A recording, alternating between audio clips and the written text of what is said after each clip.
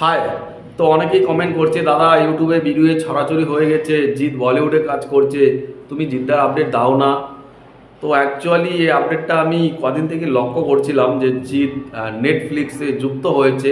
তো আসল মোদ্দা কথা হলো, কনফার্মেশন আমার কাছে ছিল না। এখন যেভাবে ভিডিও ছড়াছড়ি দেখছি, আসলে কিছু রটে তবেই তো ঘটে, কিছু না কিছু তো এখানে রয়েছে। তবে যে শোনা খবর, নীরাজ পান্ডে যিনি জিতের সঙ্গে দুটো সিনেমায় কাজ করেছে বাংলাতেই, রয়্যাল বেঙ্গল টাইগার সেখানেও কিছুটা কাজ করেছিল, এবং তার লাস্ট চেঙ্গিজ যেটাও সুপারহিট সিনেমা। তো সে জিতের সঙ্গে দুটো সিনেমা অলরেডি কাজ করেছে বাংলাতে, এবং এর আগেও জিৎ নিজের মুখেই বলেছে নীরাজ পান্ডে তাকে বেশ কয়েকটা ওয়েব সিরিজে কিন্তু অফার করেছিল, বাট জিদ্দা সেগুলোকে একসেপ্ট করেনি, কারণ তার মনে হচ্ছে লিড রোল নয় এবং স্টোরি তাকে সেই ধরনের কিছু দিতে পারবে না, তাই সে করেনি। এবার আবারও নাকি তাকে অ্যাপ্রোচ করা হয়েছে খাকি দ্য বেঙ্গল চ্যাপ্টার, মানে বাংলায় যে চ্যাপ্টারটা হবে, বাংলার প্রেক্ষাপট নিয়ে যে চ্যাপ্টারটা তৈরি করতে চলেছে। দেখুন, খাকির যে ওয়েব সিরিজটা, সেটা কিন্তু প্রথম সিরিজটা খুবই হিট একটা সিরিজ, তাই এটাকে যেহেতু আবার করা হচ্ছে, অবশ্যই এর ডিমান্ড রয়েছে, পাবলিক এটাকে খাবে। এবার জিৎ করবে কি না, প্রথমত জিৎ যে বলিউডে অপার ফেলেই চলে যাবে, এটা মনে হয় জিৎ করবে না। সেখানে অনেক বিষয়বস্তু দেখবে, তার ক্যারেক্টার কি রয়েছে, তার সিনেমার মানে সিনেমায় হোক বা ওয়েব সিরিজ হোক, সেটাতে সে করার পরে দর্শক তাকে কতটা মনে রাখবে, এই সব চিন্তা করে তো করবেই। পাশাপাশি সে সিনেমার হিরো, বাংলার সুপারস্টার, সে নেটফ্লিক্সে গিয়ে ওয়েব সিরিজ করে কি না সেটা তো সন্দেহ রয়েছে, কিন্তু করতে পারে, অনেকেই তো করছে, শাহিদ কাপুর করছে, ইমরান হাশমি করছে।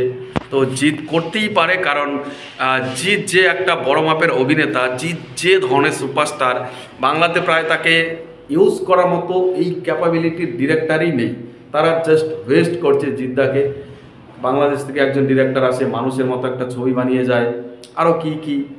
তো এটাই বলবো যে জিদ্দা যেই মাপের অভিনেতা, তার কোনো ভেরিয়েশন নেই, তাকে জাস্ট ভালো ডিরেক্টরের হাতে পড়া উচিত ছিল। বলিউড হোক বা সাউথ, এই ধরনের ডিরেক্টরের হাতে যদি সে পড়তো, তাহলে তার নামটা আজকে অন্য লেভেলেই থাকতো। যারা ট্রোল করছে তারা জাস্ট ধারে কাছে ঘিসতে পারতো না। কদিন আগে বনি কাপুরও বলেছে জিৎকে নিয়ে সে একটা অফার করেছিল বা সিনেমা করতে চেয়েছিল বলিউডে।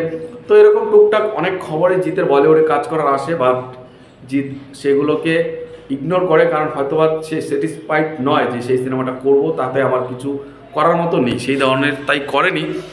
বাট এবার দেখার বিষয়, যেহেতু নীরাজ পান্ডের সঙ্গে তার ভালো একটা সম্পর্ক রয়েছে, আর নীরাজ পান্ডে এর আগে দুবার তাকে অ্যাপ্রোচ করেছে, তো তিসরিবার যখন অ্যাপ্রোচ করছে, তাহলে নিশ্চয়ই এখানে কিছু ট্রাম্প কার্ড রয়েছে, খেলা ঘোরানোর মতো একটা বাজি রয়েছে, যেই বাজিটা সে জিদ্দার হাতে ফাটাতে চায়। তো সেটাই যদি ভালো কিছু হয়, তাহলে আশা রাখবো জিদ্দা যেন করে, সে ওয়েব সিরিজ বলে করবো না, এই ধরনের একটা অ্যাটিটিউড যেন না দেখায়।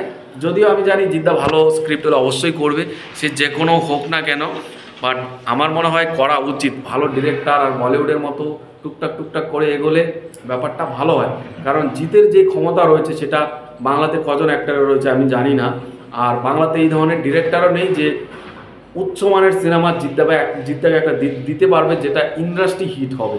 এই ধরনের লেখক নেই, এই ধরনের ডিরেক্টর নেই। জিৎ যেভাবে পরিশ্রম করে, তার মানে পরিশ্রমের সম্মান দেওয়ার মতো এখানে লোক নেই, টেকনিশিয়ান নেই। অনেকেই আমার কথায় রেগে যাবে যে বাংলাতে টেকনিশিয়ান নেই, নেই ভাই নেই। ঘুরে দেখুন না, যারাও বেশি ভালো তারাও বাজেটের অভাবে, প্রডিউসারের অভাবে সাউথ চলে যাচ্ছে, সাউথ ইন্ডিয়াতে চলে যাচ্ছে, বলিউডে চলে যাচ্ছে, কিছু করার নেই, বুঝছেন? তো এটাই হলো ব্যাপার, আমি মনে করি করা উচিত। আপনাদের কি মনে হয় কমেন্টে জানান, আর যদি করে তাহলে সেটা সিরিজটা কতটা হিট হতে পারে বা জিতের ভবিষ্যৎ কী হবে কমেন্টে জানান একটু। টাটা।